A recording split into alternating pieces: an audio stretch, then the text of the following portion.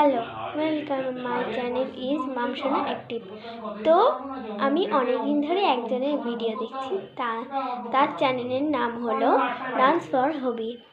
আমি ওনাকে ভাবছি দেখে উনি কে এত ফর্সা, এত সুন্দর সুন্দর ড্রেস করেন, আপনি অবাক হয়ে যাবেন।